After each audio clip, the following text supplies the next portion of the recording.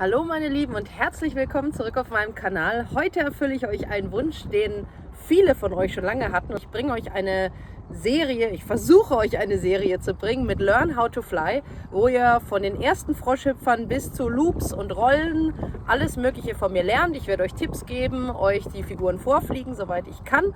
Und ja, ich würde sagen, fangen wir doch direkt mit Episode 1 an.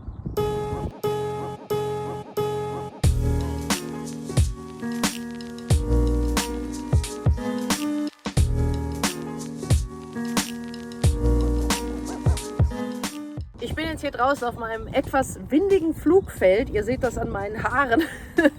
Aber ja, falls es Windgeräusche gibt, bitte ich das zu entschuldigen. Ich habe bei mir meine Trainingsbitch, den Goblin Fireball, den viele von euch bestimmt noch kennen und den viele von euch sehr interessant finden, wenn ich mir die Aufrufzahlen auf meinem YouTube-Kanal zumindest angucke. Er wird uns dienen als Vorzeigehelikopter, mit dem werde ich euch alles zeigen. Er ist bedingt ein Anfängerheli, er ist relativ schwer, dadurch fliegt er sich sehr stabil und ist nicht so anfällig. Er kommt von SAB in einer Super-Kombo mit Motor, Regler, Servos, Blättern, alles dabei. Ihr braucht dann nur noch einen Sender, ein Fly-Ballast-System und einen Akku. Die Akkus sind allerdings auch relativ erschwinglich, dadurch, dass es sich um relativ kleine Akkus handelt. Also wäre zum Überlegen, weil ihr könnt mit dem Ding später auch alles fliegen, was ihr mit dem 700er fliegen könnt. So, vorab, bevor wir mit Episode 1 anfangen, ich hoffe, ihr startet auch die ganze Serie hier an dieser Stelle. Ich lege euch 2 Tipps ans Herz. Der erste Tipp ist, besorgt euch ein Trainingsgestell. Das habt ihr bestimmt schon mal gesehen. Das ist so ein X mit so Bällchen am Ende. Die kommen dann hier so drunter. Würde ich euch auf jeden Fall empfehlen bis zum Rundflug. Also lasst das auch ruhig dran. Es behindert euch nicht, hat keinen Einfluss irgendwie auf die Flugzeit oder die Windanfälligkeit, aber es hilft euch erstens mit der Sichtbarkeit und zweitens, und das ist eigentlich das Wichtigste, ihr seht schon, so ein Heli hat jetzt nicht sehr viel Standfläche.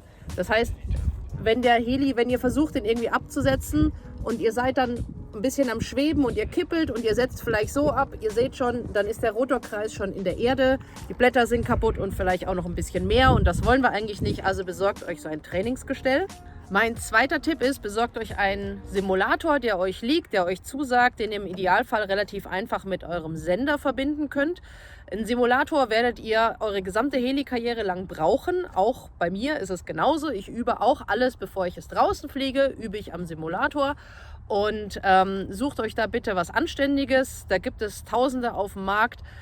Die Wahl überlasse ich euch. Ich möchte da jetzt auch keine Werbung machen. Aber Punkt 1, und der ist ganz wichtig, der gilt auch für jede Episode hier in dieser Serie. Ihr solltet, bevor ihr rausgeht, solltet ihr das, was wir in der Episode sehen, schon am Simulator können. Das ist ganz wichtig. Für alle meine Flugschüler im echten Leben sage ich auch immer, das Minimum, was du können musst vor der ersten Stunde ist, du musst auswendig wissen, auf welchem Stick welche Funktion liegt. Und wenn ich dir zum Beispiel sage, roll rechts, musst du schon automatisch wissen, welcher Finger sich in welche Richtung bewegt.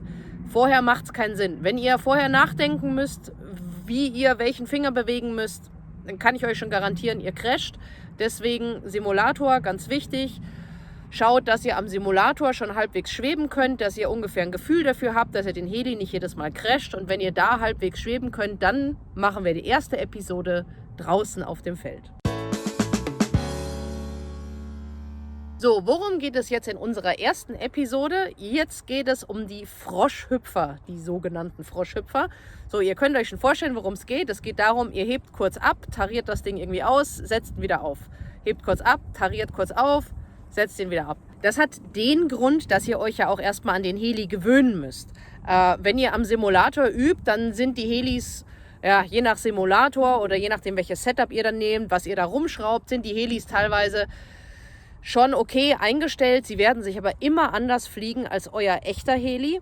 Und ja, je nachdem auch, was für ein Fly-Ballast-System ihr habt, was ihr hier eingestellt habt, dann seid ihr ja noch draußen, Wind, Geräusche, echter Heli, echtes Geld, was kaputt gehen kann. Es ist immer aufregend und deswegen müsst ihr euch mit so kleinen Froschhüpfern erstmal rantasten.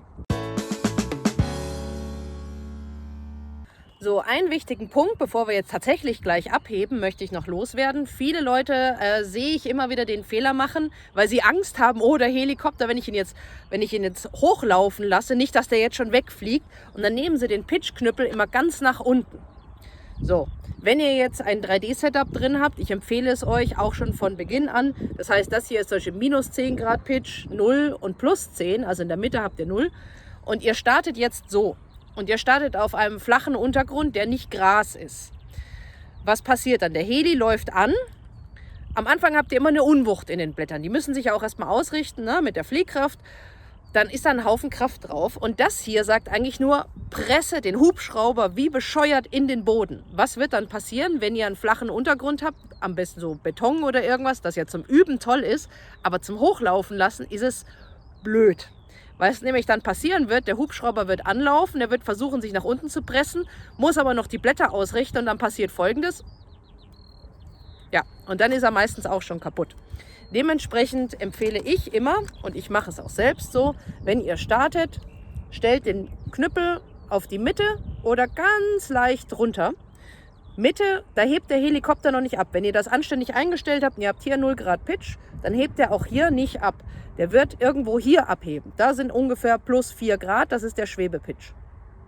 Deswegen, wenn ihr den in der Mitte habt, wenn ihr euch unsicher seid, lasst ihn ein bisschen weiter unten.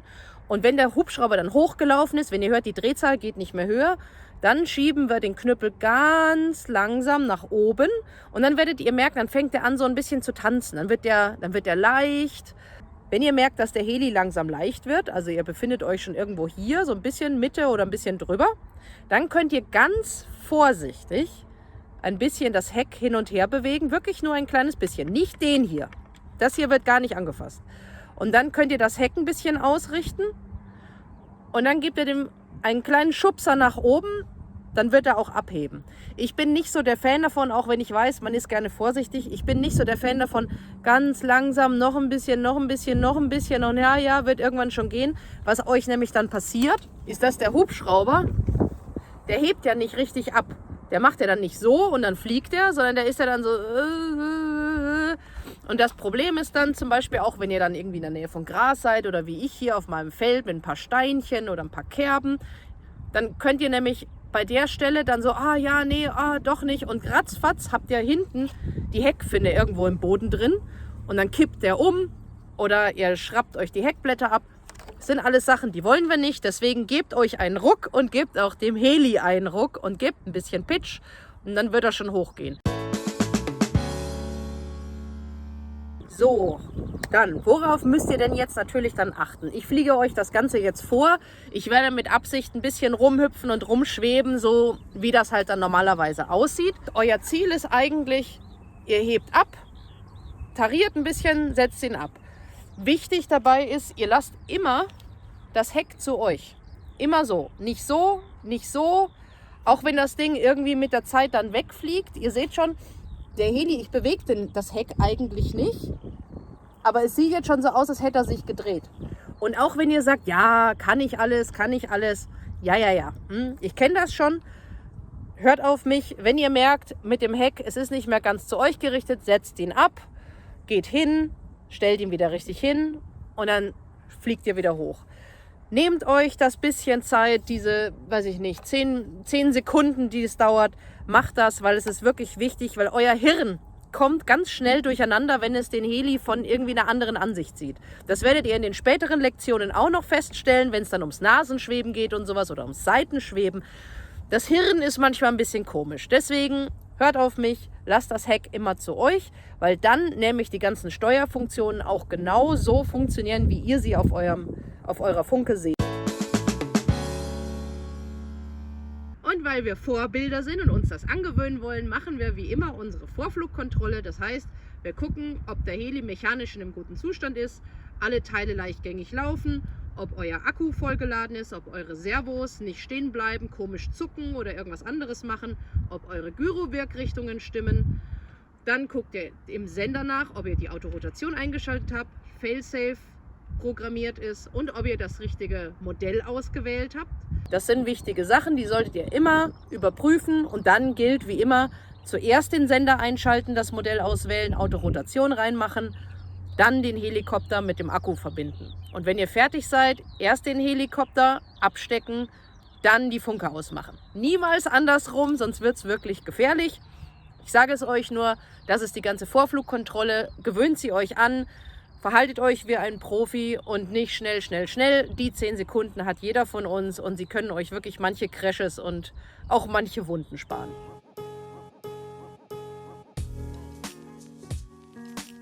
So, es ist soweit. Der Hubschrauber ist angesteckt. Jetzt können wir direkt anfangen. Tut mir einen Gefallen, stellt den Heli bitte weit genug weg von euch. Seid ein Vorbild. Ich hasse Menschen, die direkt vor sich starten und landen, auch wenn sie sagen, sie können das alles und sie haben alles unter Kontrolle. Ihr wisst niemals, was passieren kann. Es kann ein Servo aussteigen und dann fliegt euch die Kiste mitten ins Gesicht oder in andere Menschen und Kinder und Tiere und Autos. Wollen wir nicht. Tut mir einen Gefallen, bleibt mindestens 5 Meter von euch weg.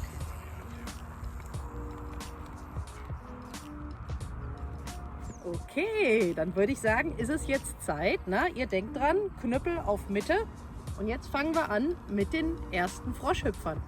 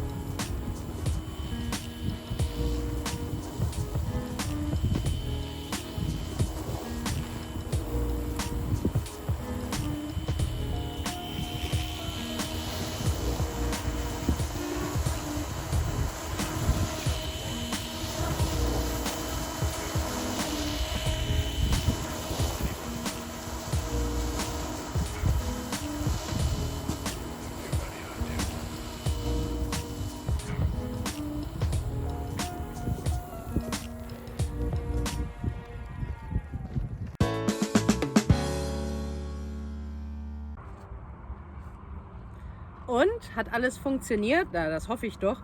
So, dann habt ihr jetzt eine Hausaufgabe, macht das schön brav weiter eure Froschhüpfer.